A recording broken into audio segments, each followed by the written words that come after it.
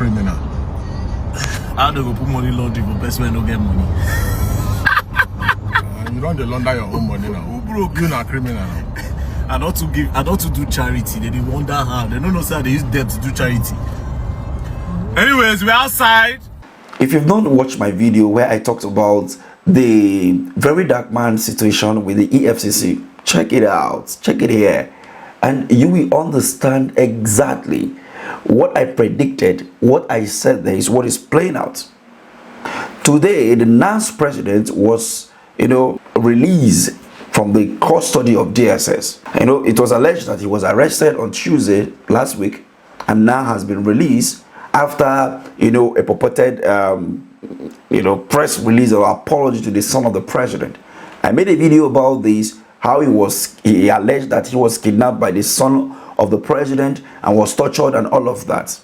Now, Verydarckman as well has been released from the EFCC custody today. Simultaneously, both of them has been released. Now, let's connect the dots. Is it true that the president's son masterminded the kidnapping of this young man? Question 1. Question 2.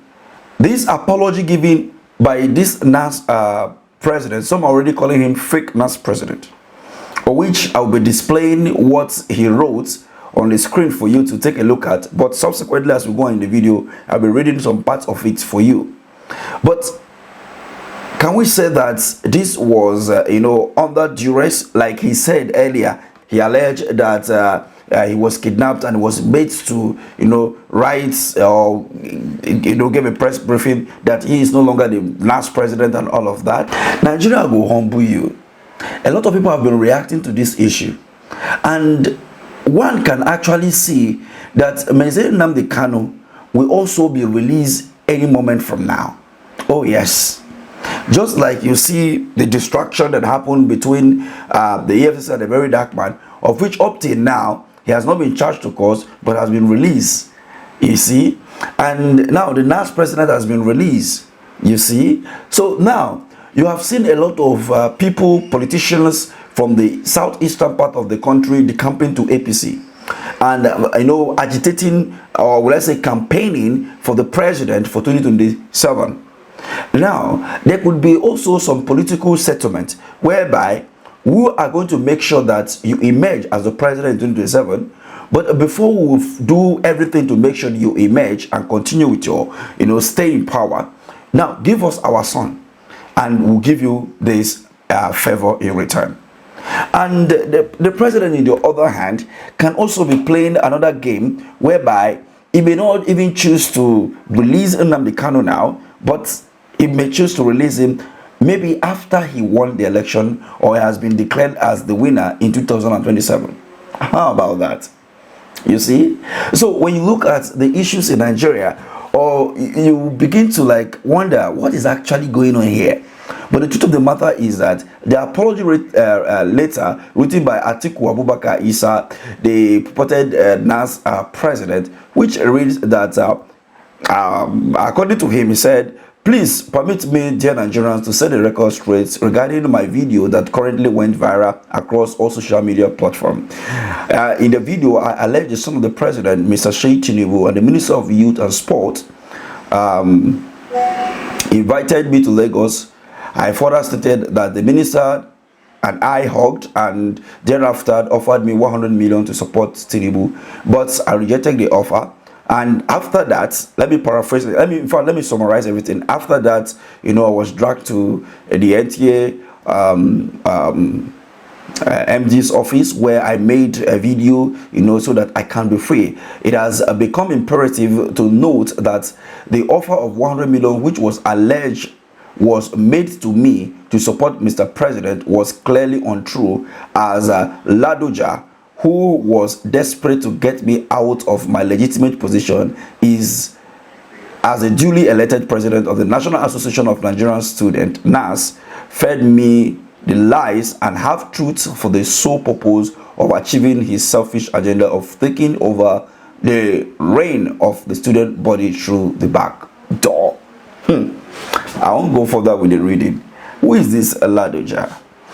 You know, he also alleged, if you watch that video carefully, he said that that Ladoja was the one that told him that the president's son was going to instruct the IGP of police not to do anything to, I mean, if they do him anything, that nothing will come out of it, and if he refuse, they are going to remove the IG of police. You know, it sparked a lot of reaction. You know, last week I did a video about that. If you've not watched it, just check it out. But when you look at it, it shows that this is a very planned script. This is just to distract Nigerians, you know, a very planned script. But ask me, if this guy was actually, you know, kidnapped as he alleged, if he actually was, and what he said in the initial video was true, I think he don't really understand the power that he controls. He is controlling all the students in Nigeria. That is more than 200,000 students in Nigeria. Am I saying 200,000? More than 1 million students in Nigeria is under his control.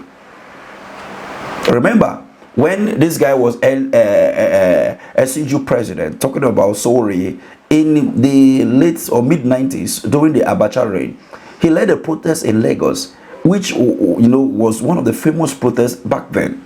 And we saw that he has been using that to say that if I could confront the military, then who is a civilian? And you can see that's, you know, comrade in him right from the days of the military until today. He is still doing that. So what happened to this Nas president? Right? This is not to say that he should turn the country upside down. No. But if this happened actually, he has this power, you know, to pull, you know, the people and said, no, we will not accept this, and demand for justice immediately, which the justice will be served, I believe. But unfortunately, he has been cowardly, you know, according to many Nigerians. He has sold himself out. But anyway, he is the one that said he was not kidnapped. He was the one that said that Ladoja this, Ladoja that. So who are we going to believe? Or we still believe him because he was the one that came to the media space to deceive everybody. And he's the one that apologizing to Nigerians and Sheikh Tinubu. On the other hand, if these allegations are not true, now what will be the step of the IGP of police and Sheikh Tinubu? Will they not keep quiet? Will they not keep quiet over this thing? Will he now be prosecuted? Or let's say, okay, fine, he has apologized to the son of the president, he should be forgiven, right? It's up to Sheikh Tinubu to take their decision, not for any other person. But when you look at all of this, you will understand the propaganda that is going on in Nigeria, and you will understand that, you know, all the things that is going on in Nigeria today, you need to open your eyes very clearly in order to take or make an informed decision. Thank you for watching.